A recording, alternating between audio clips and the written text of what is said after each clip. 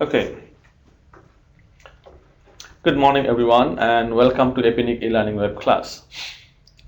We'll be discussing about IPv4 to IPv6 transition. Okay, so in this module today, IPv4 to IPv6 transition, what we will be discussing is what are the initial knowledge or initial sort of things that we need to consider when we'll be planning for a migration from IPv4 to IPv6. Okay, so obviously there are a number of approach technology, sometimes some concepts.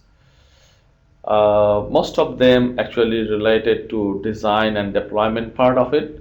So we'll be discussing those. Okay.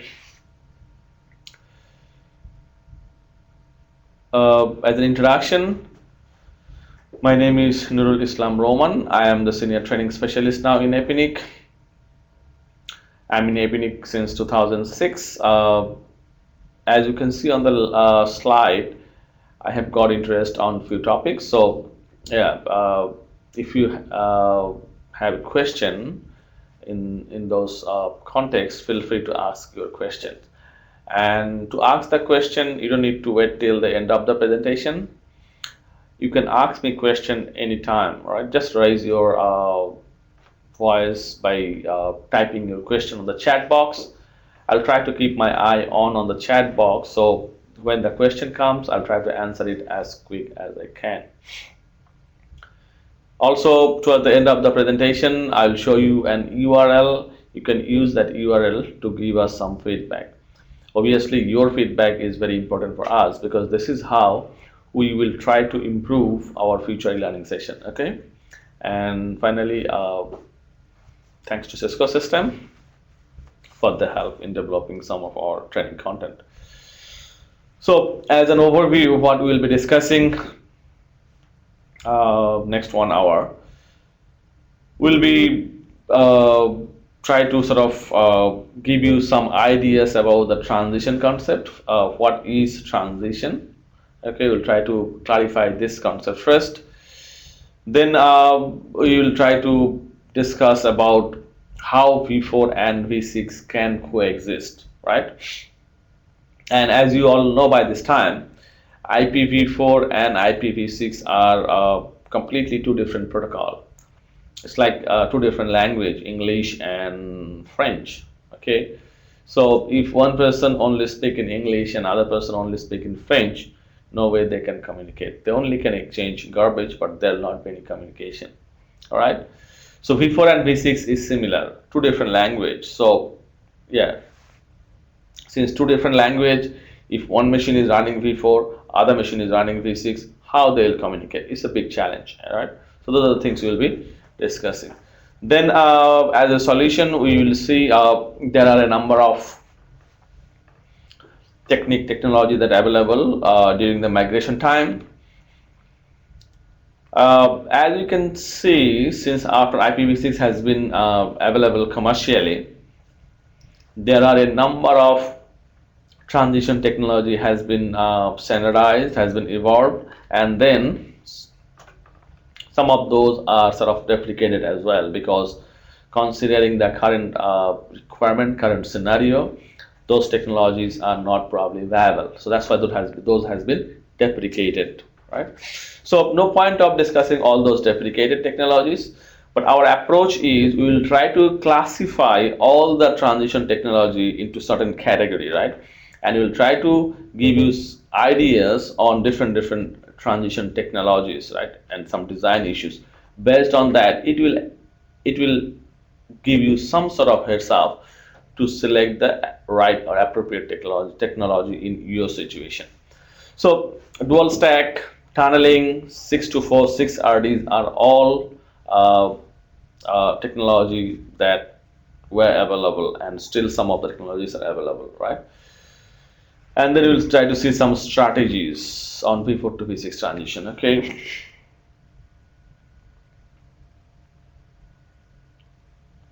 All right. Transition overview. how to get connectivity from an IPv6 host to the global IPv6 internet, right? As I said, uh, IPv4 as a protocol is no way compatible with IPv6 or vice versa. Those are completely two different protocol, right? Two different language. So we're talking about two different protocol then, V4 and V6. The current internet that we already have are built on IPv4 protocol, right? So all the machines that we have connected to the internet are running on IPv4 as a protocol to exchange data. On the other side, because of some limitations, like we know all the facts why we have introduced IPv6, so I'm not going into that detail. Some machine in the internet, if they are now running on V6 protocol, right? So they're speaking in different language then the PC previous or old PC is speaking in V4. So now we have a question, we have an issue, we have a situation where two different machines are speaking in two different language. Can they communicate, right? That is the problem we are talking about. V4 to V6, how they can communicate. If in internet one machine is running on V4, the new machine or new server probably you build on V6, can the old machine V4 be able to communicate with the new machine who is speaking in V6 only, right? Probably not. So to solve this problem, how or what could be our approach, right? But if you see the growth and evolution of internet, when V4 started, like nearly 30 years before, right? There was only one protocol, V4, and based on that we have built the internet.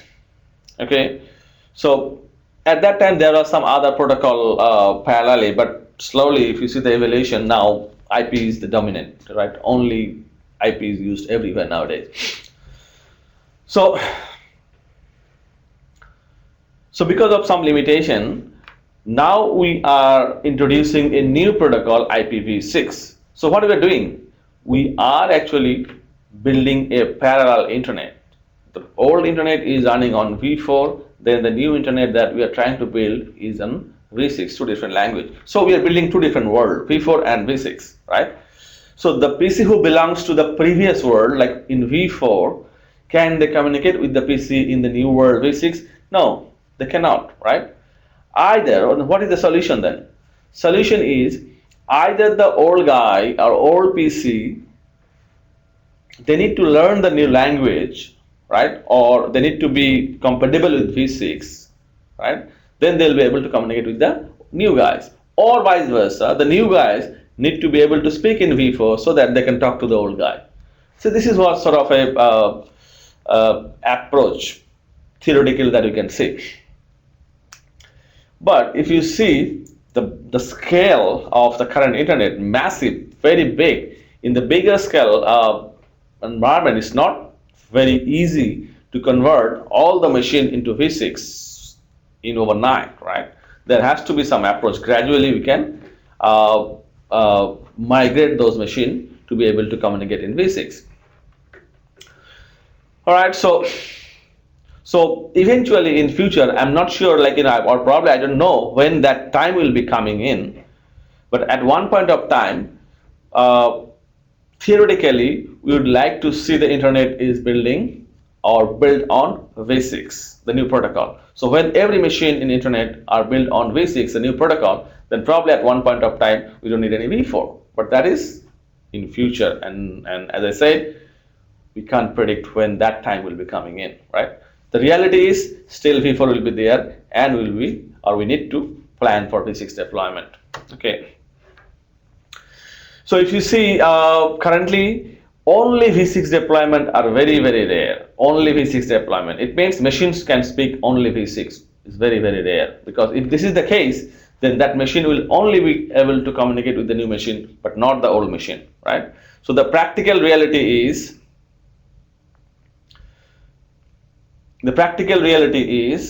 the new site, when people will build the new site with IPv6, there has to be a mechanism, there has to be a system so that those new sites can also be able to talk in v4 as well, right? So in one sense, we can install both v4 and v6 protocol on those machines, like on the new side, right? It means we are building a dual stack. So when the machine has got both v4 and v6, now the machine will decide, okay, whom I am communicating with on the other side. That machine on the other side, is he capable to communicate in v6? If yes, let's communicate in v6. If not, then use v4, because I still can be able to communicate in v4 because I have got that protocol already installed, right? That's what we call dual stack. So this is how they will decide, right? So this is what we call dual stack, which could be an ideal situation, but sometimes dual stacking is not also possible, right? Especially like nowadays we have very light devices, mobile devices, right? And on those very light mobile devices, if you need to run both v4 and v6, they will consume more power, more CPU process, memory resources, and it will be challenging, right, to run dual stack on those mobile devices. So that's why dual stack is not always preferred. Okay, so considering all those challenges, IETF, or Internet Engineering Task Force, they are working on a number of working groups, right, to develop those transition technologies.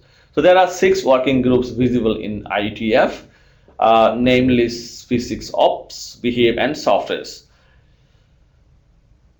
V6 Ops, what they does, they actually in that working group they actually discuss about the process could be, right, to the transition from v4 to v6. That's process oriented discussion. Then in Behave they discuss about transition scenarios, right? What could be the scenario for this particular topology? So for example, if your customer is connected to DSL, right, in PPPoE authentication, right? It could be an example of those Behave working groups. And then Softwares working groups, what they do, they develop the very nitty-gritty control and protocol related standard, right, in IETF. So if you are interested on any of these activities in IETF, go and please subscribe from the URL that is given. And this is how you can keep your knowledge updated all the time regarding all those transition technologies available. Okay. So transition concept, right? How we build, or how we can build the basic concept of transition. So if you see the internet now, probably we can just bring a very simplified analogy of current internet. This is what the world, right? And we have got number 1, 2, 3, 4 networks connected in the internet, and with all those routers along the path that you can see. So those machines are now running on IPv4 protocol.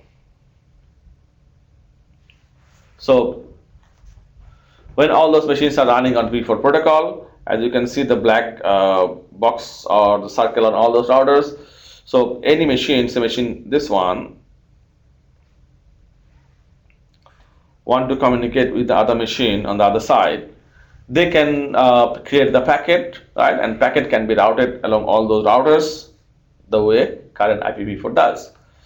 Now, say for example, any of the machine they did the changes or upgrade on the operating system, right? And they have installed Windows 8, Windows 7, right? When they install, so even though those users doesn't know whether he has got IPv6 or not, but practically IPv6 are there as a protocol. So when he want to communicate with another machine on the other side, he's also IPv6 supported, right? What he'll do, he'll create a packet like this, the green packet in v6. So in this green packet, this is what the payload part and this is what the header part. On the header part, there are some header field called source IP address and destination IP address. So looking at the source IP address and destination IP address, the machine is trying to send the packet to the other side of the network where the source IP address is v6 and destination IP address is v6, right? So when that packet comes to the network, it goes to the local routers or nearest routers. That's what we call the default gateway. When the packet comes to this router, default gateway, router doesn't have any clue. What is this packet means? What is this address means? Because the router hasn't been upgraded yet, right? Even though the machine on the edge has been upgraded with the new protocol, new software, but the routers in the middle, normally the infrastructure devices, we don't upgrade very often like we do for laptop or computers, right? So what happened? This router this router will not have any routing information like how to route this v6 address, because we only can route v4 address, right? The protocol is pretty much working on v4, but no v6. So the router will eventually drop the packet, and that is how we have a problem to send IPv6 packet from source side to the destination side. How we can make it better? Okay. If this router R1, we can make it dual stack, right? It means we have installed both v4 and v6. Those two protocols, v4 and v6, are running parallelly, right? At the same time. That consumes CPU process, memory, right? To run two protocols at the same time. Even though only one protocol will be used to send the data to in a single or in a particular time. So when this machine will, this router will become dual stack. On the other side, this router also become dual stack, right? Then when the packet comes to this router, he knows what to do, what is the packet, but he will not have any route to the other side because the neighboring router connected to R1 doesn't understand v6. For example, in my case, my machine support v6, my ISP support v6, but the ISP through which it is getting transit to the internet, they don't support IPv6 yet. Right? This is the scenario, situation. So what happened? Packet will be dropped after that router, right? So still we have challenge. Okay, how we can solve it? There is a solution, right, for this type of problem. That's what we call tunneling. How we can create tunnel? Okay, so instead of R1 dropping the packet, if he knows on the other side the router is v6 supported and they create a tunnel among themselves through all those v4 supported routers, right? And what the tunnel means? Tunnel means the router R1 will add additional header in v4 protocol with the v6 packet, right? And on the v4 header, he will specify tunnel source as the outgoing interface of the source router, and tunnel destination is on the other side router's outgoing or incoming interface. Right? This is how this v6 packet can be routed from here all the way up to there using v4 header. When the packet comes on the other side, then this machine can strip off the v4 header and can send the packet natively on the other side in v6. Okay. So this is what a concept of tunneling. At one point of time, when we will see every machine, every routers on the networks are v6 supported, then at one point of time we will realize then what's the point of running v4 on those machines, because we are not using v4 anymore. All the machines are running on v6. So slowly v4 will be phased out from the network. That's sort of a concept, right? That probably the idea for in future. But at this stage, no, that's not the reality. There are a number of machines, significant number of machines, I would say, doesn't support IPv6 now. But things are improving very quickly. Okay, v4 to v6 transition. As I said, we can't just transit in a single day. There is no fixed day we can tell all are v6 supported, right? We can just, so we have to implement v6 slowly, right? And probably by doing all those things slowly, at one day we'll realize, yep, we have done our job. All the machines are v6 supported and we don't need v4 anymore. Okay. But the reality is there are millions of IPv4 supported hosts in internet. They don't support IPv6 yet, and some of them unfortunately don't have any plan to deploy v6, which is very, very bad. Okay.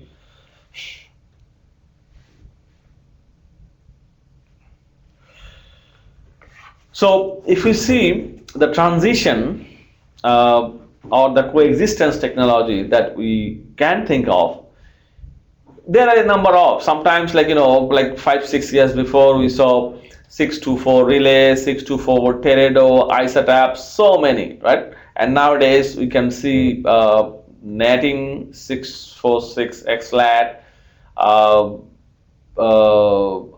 and you see what else? DS Lite, maps, so many transition technologies nowadays also coming in. So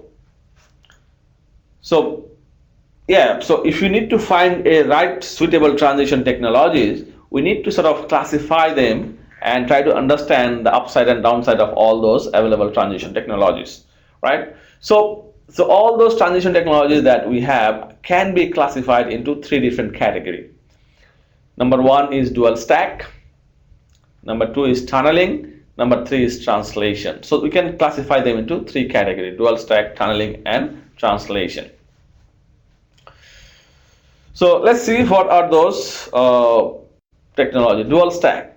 So dual stack approach means all the machine that will be connected to the internet uh, are equipped, installed with two different protocol, v4 and v6, and both the protocol are running at the same time, right?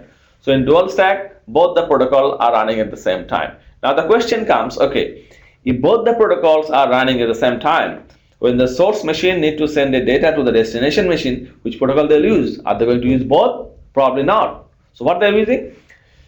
They will use, or the source machine will use, a preferred transport first. Which one can be preferred? So v6 is the new protocol, v6 can be the preferred, right?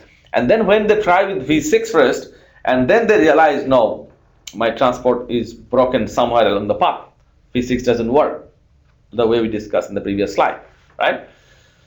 Then the source machine can fall back to v4, and then they can create the packet in v4. But if you see in that way, user might have very bad user experience, because sometimes the source machine, it will take some time for the source machine to know, to identify the transport is broken somewhere and fall back to v4, right? So that's what we call happy eyeball, right? Nowadays operating systems like Microsoft, Macintosh, they are introducing the happy eyeball algorithm or approach. It means before they create the packet, they first check which transport is available, right?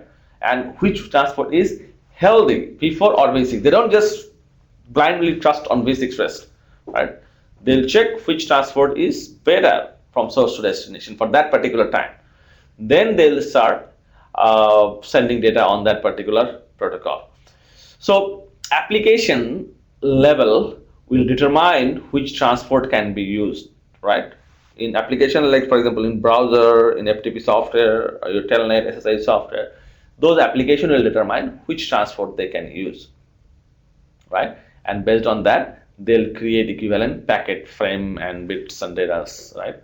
And as you can see, v4 and v6, the big difference is only on layer 3, right?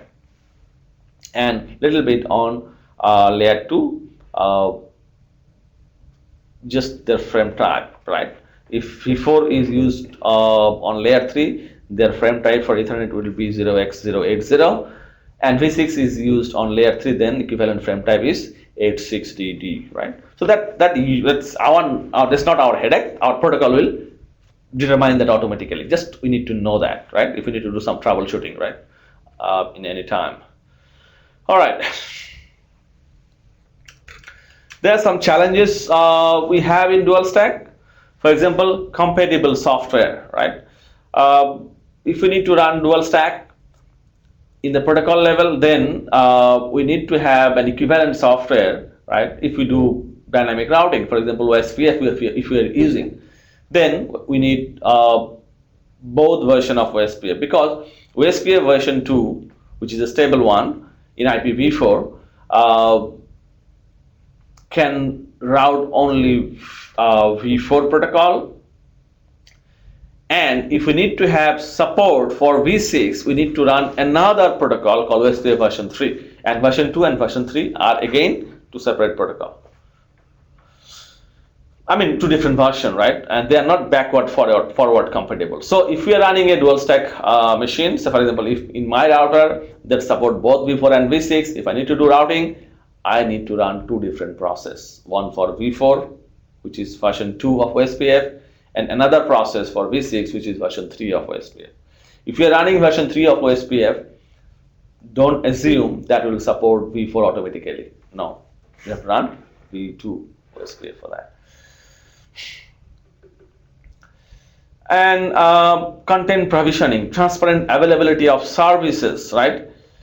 Deployment of servers and services. There are lots of challenges that we have. Even our OSS, business provisioning, billing. If you're running a service provider network and all my OSS or operation and system supports software, for example, accountability, billing, everything, even policy are run on v4 protocol, then I have to change all those things in v6 as well. So that's what big challenge, right?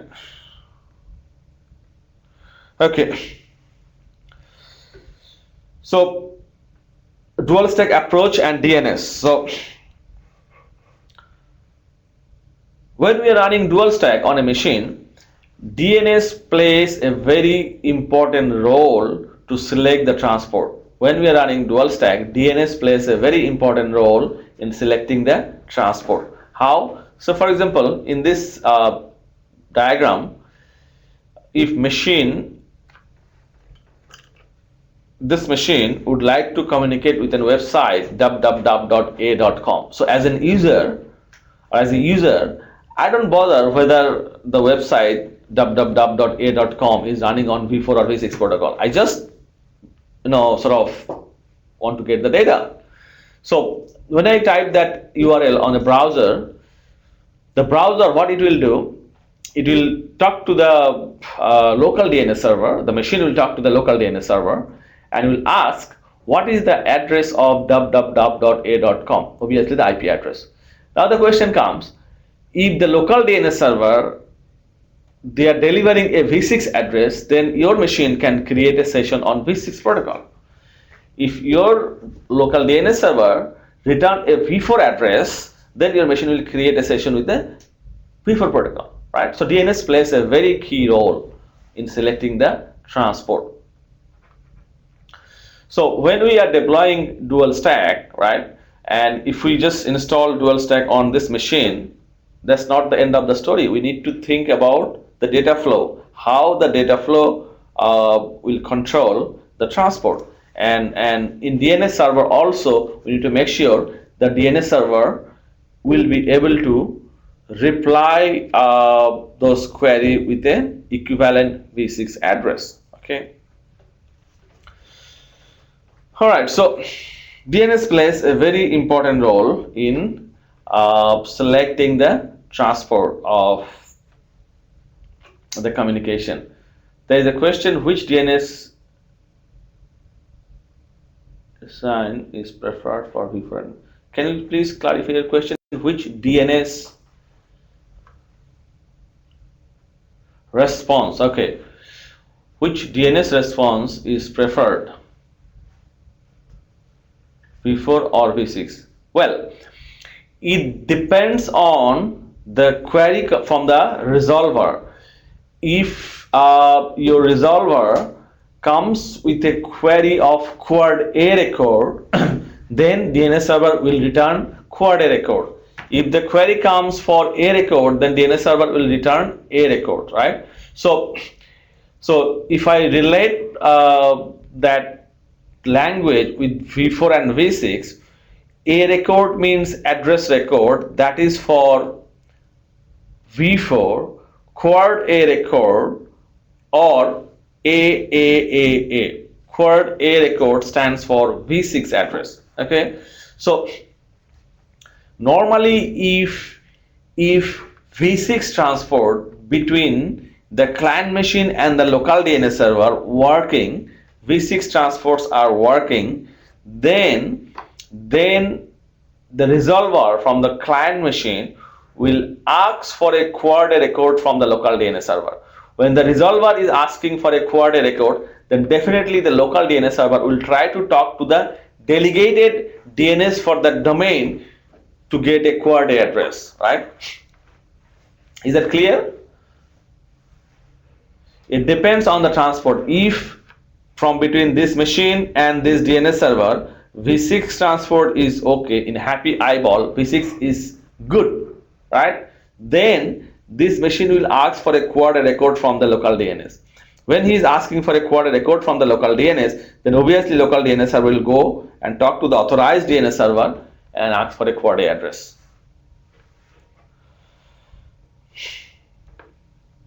All right, so yep, so this is what I have explained. So the client machine will talk to the local DNS server, and if V6 transports are there, then the client machine will ask for a query record, right? And then DNS server will go and talk to the authorized DNS server and ask for a query record. But if the query record, it doesn't exist, right?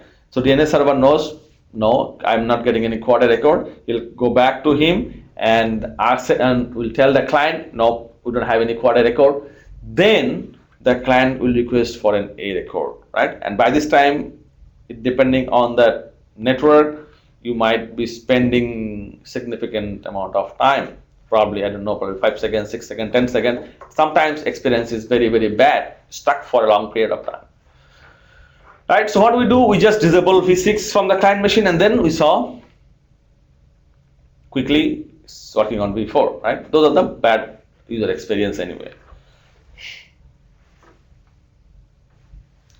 Okay, this is what an example of query. Initially, router, we just use a router for that, but you can consider it as a laptop. The machine will go and talk to the DNS server, ask for a query record, and if the response coming with the query record, that's fine, he's happy. If the response doesn't come, then what will happen? He can give a reply of non-existence. It means it doesn't have the query record. Then that client machine can create another query for the A record, right? And that's how DNS can play a very important role in determining the transport. How we can configure dual stack? Very easy, right? So we just show you an example of iOS, Cisco iOS. So what do we do on the router? We enable IPv6 unicast routing. Normally, even on iOS 15.2, the latest one, still IPv6 unicast routing is not enabled by default, right? It's disabled. So if you don't use this command, your router will not forward any V6 packet. Your router will act as a bridge for V6 at this stage. If you use this command, then your router will start forwarding V6 packet. Then on the interface level, we need to configure IPv4 address the way we did it, and then we need to configure IPv6 address. There has to be separate command, right, to install IPv6 on the interface. Okay. All right, so this is what this an example configuration for dual stack. Then we will see the approach of tunneling. In tunneling approach, there are 3 ways of creating a tunnel. You can create tunnel using manually configured. In manually configured tunnel, what we need to do, we need to configure tunnel source and tunnel destination manually from both sides of the tunnel, the way we normally create IPsec tunnel, right? Manually, we can configure tunnel source from one side and tunnel destination, and on the other side, we do the same. But in the real internet environment, if we need to create tunnel manually, we cannot scale, because in internet, there are so many networks, right? And if with so many networks, we have to create manual tunnel, right? Then it's a very big challenge. So what we do, we can use automatic tunnel. What is automatic tunnel? In automatic tunnel, we only specify tunnel source, but we don't specify any tunnel destination. And tunnel destination, the protocol will discover tunnel destination automatically. And that is how we can scale the tunneling concept across the bigger environment in the internet, right, where we have million machine. Semi-automated tunnel. Semi-automated tunnel is from the tunnel source, we can go and create a tunnel up to the tunnel broker, right? where tunnel broker is sort of a spoke side, no sorry, a hub side, right? So from the spoke side we create a tunnel up to the hub side. So we have one side or one portion of the tunnel. From the hub side, the remaining part or the end part, it depending on the other side of the network. I don't need to bother about that. We only go and create tunnel up to the tunnel broker, right? So that's what we call semi-automated tunnel. Is that all clear? Like, definition of manual tunneling, semi-automated automated tunnel, and automatic tunnel.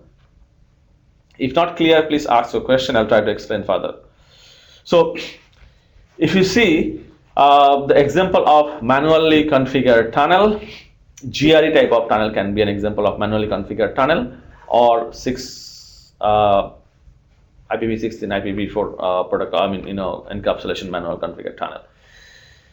In automatic tunnel, example can be 624, which is probably already replicated in 2010,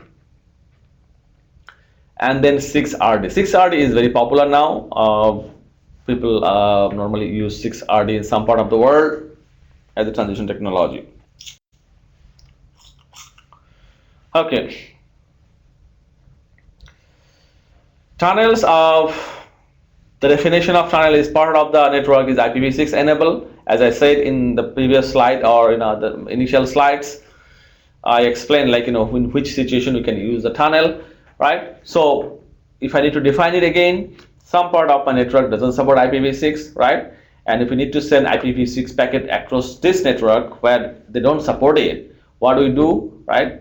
The machine who is interfacing between v4 and v6 can add v4 header on top of v6 header, so that this v4 header can be used during the time the packet is within the v4 network. Then when it exits the v4 network, that particular routers, they will remove the v4 header from the packet and then send v6 packet natively.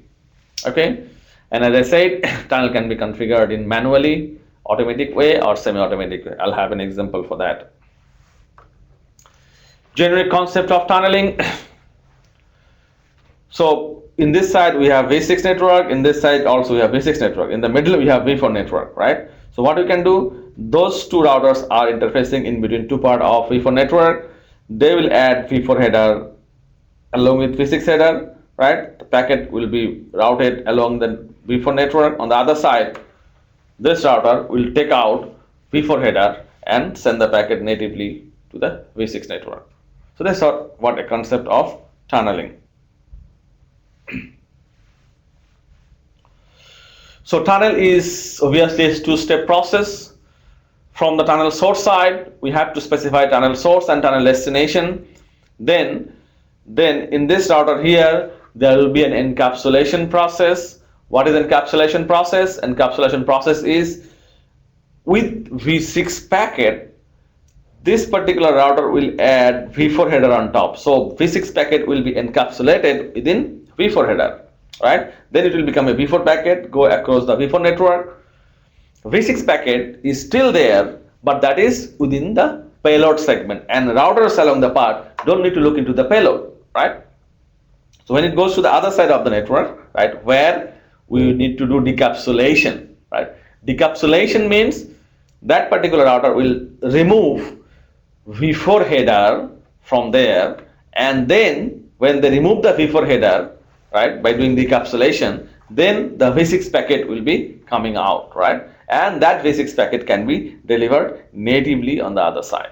So that's a two-step process of tunneling. In encapsulation side, what we did, v6 network goes to the dual stack routers, right? Dual stack router, what it does, this v6 packet will be in the payload and they'll add a v4 header, right? And then when it goes to the other side, tunnel destination side, then tunnel decapsulation process, what it does, in this router, they'll remove v4 header from here, then the v6 packet will be as a native packet and it will be delivered natively to the destination.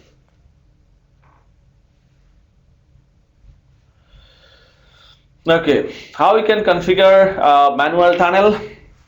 Very simple.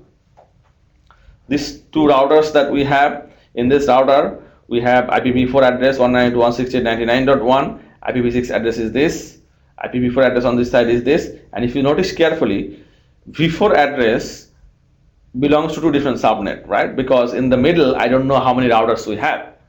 So from here to there, as long as we can ping on v4, that's fine. We are ready to create the tunnel. So what will be our interface? We are creating a virtual interface tunnel 0, right? On that interface, we use IPv4 address. Tunnel source is this address, tunnel destination is this address. Then tunnel mode IPv6 IP. This is what the encapsulation protocol, and then those virtual tunnel here and there will act like a point-to-point virtual link.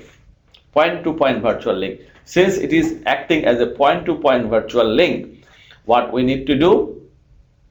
We need to assign an IPv6 address here on the point-to-point virtual link that belongs to the same subnet, right? If you can see here, with the same subnet, colon 3 in this side 64, colon 2 on the other side 64, right? So when you configure these things, then you will see the virtual tunnel on the both sides are up. Then you can be able to ping both side virtual interface in IPv6. That's it. Very simple configuration.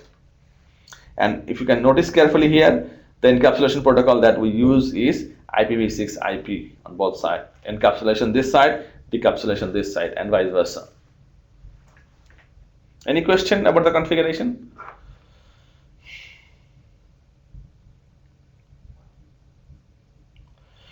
Okay. Then we will see 624, which is an example of automatic tunnel. When we define automatic tunneling, what we saw, tunnel destination will be discovered automatically. We don't need to assign tunnel destination the way we did in the previous slide. Did you see in the previous slide? We have to specify tunnel destination, right? In automatic tunnel, what we do, we don't configure tunnel destination, but what we do, we actually incorporate our v4 address within v6 address, so that when we know the destination machine v6 address, we know what will be the IPv4 address for the tunnel destination, right? So for example, if there are 100 networks in internet, right, running on v6, they also have v4. And if I don't have the automatic tunneling concept, then from my side, what I need to do, I need to add probably hundreds individual tunnel going to different part of the network, and in every tunnel I have to specify their v4 address as a tunnel destination if I do it in manual way. But in a bigger environment, I cannot scale, because if 1,000 network, can I create 1,000 tunnel? Probably not. So that's why you need to rely on automatic tunnel that will discover automatically to scale it. So how automatic tunneling can work? Okay, all those 1,000 networks, their v4 address, right? If they can include the v4 address within v6 address, then the tunnel destination is inside the v6 address. How they can do it? Okay, so for example, in this example 624, we have a special prefix 2002:/16. So 16 bit we have. Then how many bit IPv4? 32 bit. Probably the loopback address of their gateway router. What is the loopback address of their gateway router? They can put within last 32 bit in here. Then how many bit altogether the v6 address will be? 16 bit plus 32 bit, altogether 48 bit, which is the legitimate site address in v6. So what happened if all 1,000 network that we have in internet, they do the same? Then when we know their IPv6 address, then we know what is their v4 address, which is from bit 17 up to bit 48, right? So then what we'll do, we create our own configuration like this, right? And we advertise our v6 address, which is v4 is incorporated there from our routers, right? So then we create a virtual tunnel interface. We just specify tunnel source. We don't specify any tunnel destination. And what we do, tunnel mode IPv6 IP624, right? It means v4 to v6. So what happened when any packet, and then what we did, we have created a static route. What static route? IPv6 route 2002:16. So to go to 624 site, we need to send it via tunnel 0 interface. So when any packet comes to this router with the destination start with 2002, right, which is most likely case, then that packet will send through via tunnel 0. When it comes to tunnel 0, when it hit tunnel 0 interface, then what it will do, it will go and check the encapsulation protocol, tunnel source, right, and then as a tunnel destination, what it will do, from the destination address, they will take the last 32-bit from the network /48 network address and add as the tunnel destination of the packet. That's it. We have the automated tunneling packet, and that goes across the network. So this special 624 network is no more existing now. So IETF has been deprecated that in 2010 or 2009, around that time. But 624 relay, that is another concept, is very popular now. What is 624 relay? In 624 relay, what we saw in the previous example 624, the routing can only be possible to 624 sites who actually use this special address, but who is running v6 using a native IPv4 address, right, a v6 address. We can't send any packet to them. So for those type of network, if we want to connect to a native network as well, there need to be a number of relay servers, we call 624 relay servers. They will use IPv4 anycast address. They have a special anycast address for that, which is this 192.88.99.0. So this anycast address, all those 624 relay routers will advertise, right? And then from the 624 side, they will add one more static route, which is the default route that goes to 2002:C0. This is what an equivalent hexadecimal address of this address. Where is that? Yeah, this address. So now, if any packet going to 624 side, they will go via tunnel 0 interface. Any packet going to other side of the world, then what it will do? It will go via this next hop. And when it goes to the next hop, then it will go back here, and then it will go via tunnel 0, and tunnel destination will be discovered automatically. So that is what 624 relay actually. Okay. Any question about that? So to run a 624 relay, right, what we need to do, all those relay routers, they need to advertise the special anycast address for that. So how we do the special anycasting? It's not a rocket science. We just advertise 192.88.99.0/24 from your router originating from your own AS number, right? That's it. And when you advertise, every router who are working as a 624 relay, they'll advertise the special prefix from their router. Then what will happen? From the other side of the network, who will be sending packet through that relay routers, they'll check in their routing table, and their routing table will determine the nearest relay router from them, right? So with referencing to their network, the nearest relay routers, and the packet will be delivered to the nearest relay server, and from there it will be going to the v6 network or native v6 networks. Okay. So that's what the configuration of the relay routers. This slide will be shared. So yeah, towards the end of the presentation, I'll show you the URL. Just finish the survey, and then it will redirect you to an FTP site. From there, you can download that presentation, and all the configuration you can use as a reference. Okay. 6RD tunnel. 6RD tunnel is almost similar to 624 relay. The only difference is 624 relay works on the network address. 6RD tunnel will work on the host address. Why is that? Because in some situation we saw within the infrastructure, within the service provider infrastructure, some of their device doesn't support IPv6, right? But the customer router support IPv6 and IPv6 protocol. So what happened? Service provider need to do a tunnel in between their network and their customer network, not to the internet, because to the internet service provider has got v6 connectivity like this in the diagram, right? So if you need to do tunneling in between your network and your customer network, then you use the host portion of it, not the network portion of it, to do or to incorporate your address as a tunnel destination, right? And to do that, you need to have a 6RD relay routers, right, in the network, which is on the edge, and your CP router or customer routers need to have 6RD support as well. That's it. Tunnel brokers, as I said, this is what automatic, semi-automatic tunnel. How tunnel broker works? Okay. So for example, there are very popular tunnel broker, Hurricane, Arcade, right? So you go and set up a tunnel with them. So the tunnel is actually created in between your router and the tunnel broker routers. That's it, right? But if you need to browse Yahoo or Google in V6, what happened? It goes up to the tunnel broker using a tunnel that you created, and from their side to Google or Yahoo, it completely depends up to how they set it up. If they also have a tunnel, they'll use tunnel. If they have native, they'll use native network. Okay. So what you need to do, go and set up the tunnel, and the tunnel will be created up to the tunnel broker. That's what we call semi-automated tunnel.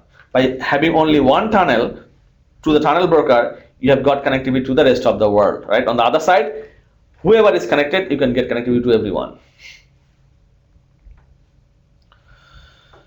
All right, so transition strategies, do nothing. That is probably not the right transition strategy. Or we can extend our lifetime of V4 by adding CGN and lots of NAT technologies, but that is not also a transition technology, because if you extend the life of your IPv4 network by adding NATs and all, probably that's not a good approach.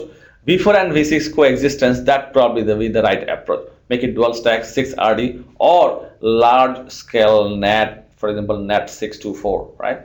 NAT 624 or 64 is very popular nowadays, because from the mobile network point of view, when they have got very thin light mobile devices, they can't afford to run on dual stack because of the CPU limitations, memory limitations. They only can run only one protocol, V4 or V6, right?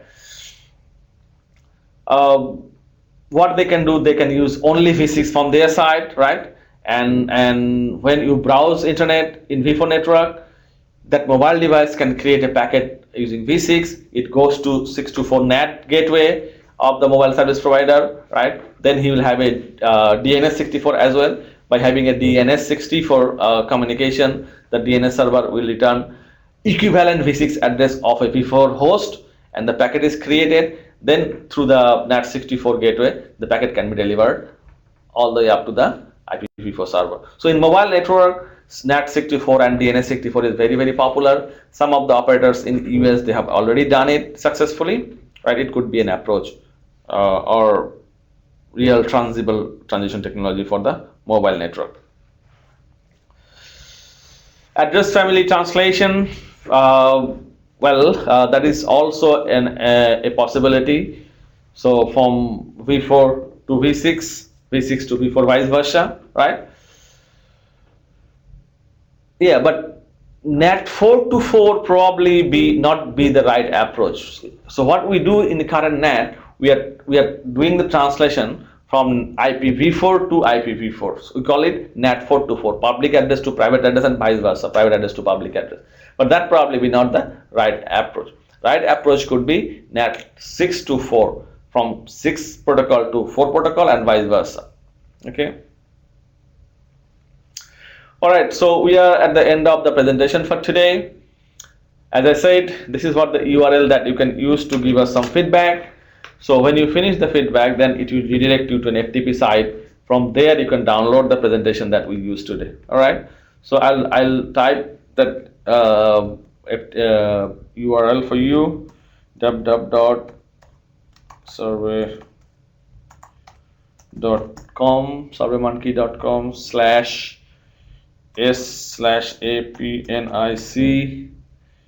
/APNIC-2014 0305 EL1. Right, so if you do complete your feedback, Then it will redirect you to an FTP site. From there, you can download the presentation and you can have all those configuration reference if you want to keep it. So, is there any question? If not, then thank you very much. Thanks for attending the session for today, and hope the session will be useful. And we will see you in our future e-learning session. Thank you very much.